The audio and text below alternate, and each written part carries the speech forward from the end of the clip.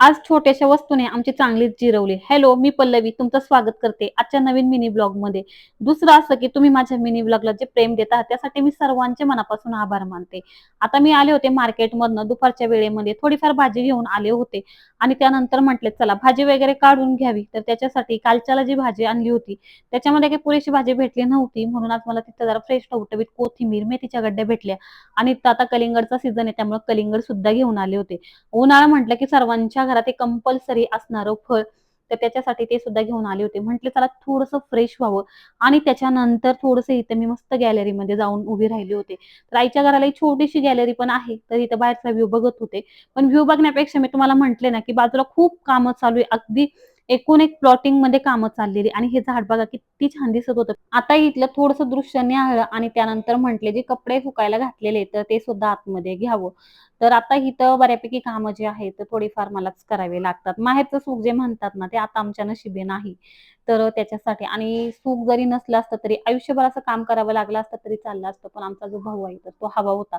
खरी सांगते मी ताईंनो, की आयुष्यामध्ये ना, आपण खूप रुसवे-फुगवे करतो. गेल्यानंतर आपल्याला भाऊ नीट पाहत नाही किंवा काही नाही. पण आहे ना, भाऊ असणं ही गोष्ट खूप महत्त्वाची आहे. मी त्या विषयावरती जास्त बोलत नाही. नाहीतर मग माझा पूर्ण मूडच त्याच्यामध्ये निघून जातो. तर आता इथे स्वयंपाकाची तयारी घेतली होती. जेव्हा काही एकतर स्वयंपाकाला भाजी काय करावी, आमटी काय करावी हा मोठा प्रश्न असतो. त्यावेळेला हा एकदम बेस्ट ऑप्शन आहे. तर इथे मसाला काढून घेतला होता. हरभऱ्याची जी चणा डाळ आहे, तर ती सुद्धा इथं मस्त अशी भिजवून घेतली होती आणि म्हटले ही आता आमटी करून घ्यावी. ह्याच्यामध्ये काय होतं आमटी सुद्धा होती आणि भजी भाजी म्हणून सुद्धा खाल्ले जातात. आता प्रत्येक ठिकाणी ह्या आमटीला वेगळं काही म्हणत असेल, पण आमच्या इकडे जितवड्याची आमटी म्हणतात. कोणी माळकरी पाहुणा वगैरे आला. आता बरेच पाहुण्यांचं असं असतं, की डाळ वगैरे खात नाही. तर असंच कोणतरी आमच्या इथे आलं होतं. काही पथ्यपाणी असतात. तर त्याच्यामध्ये काय स्वयंपाक करावा म्हटले, तर हे एकदम बेस्ट वाटलं. इथं डाळीची मस्त अशी भजी करून घेतली. त्यानंतर इथे आमटी सुद्धा करायला घेतली होती. एकदम खायला पण चविष्ट लागते.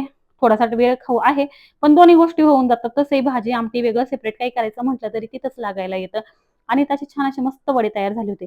आमटी झाली, त्याच्यानंतर झालेली सर्व भांडी घासून घेतली आणि नंतर आता आरवीची बिघडलेली आहे तब्येत. आरवीला बरं वाटत नाही. नेहमीप्रमाणे दुष्काळात 13वा महिना तिला ताप, सर्दी, खोकला सुरू झालेला आहे आणि ह्या बाटलीने असा जीव काढला ना, जसं मी स्टार्टिंगला म्हटले तेव्हा.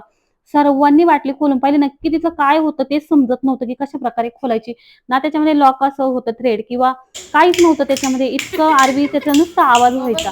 मी खोलली, त्याच्यानंतर पप्पांनी खोलली, मयुरीने खोलली, पण सर्वांचे प्रयत्न अगदी निष्फळ ठरत होते. आरवी मात्र त्याच्या म्युझिकवरती डान्स करण्याचा प्रयत्न करत होते. अगदी आरवीनी सुद्धा मी त्याच्यावरती पाहत होते, की त्यावरती काय दिलेलं आहे, पण नाही झालं. शेवटी आईची ती जी मुलगी राहते शेजारी, ती आली. तिला म्हटलं, "आता शेवटचं तू" आणि तिच्या प्रयत्नाने यश आलं. आता छोट्याशा बाटलीने आमचा चांगला जीव काढला. तर चलो बाय.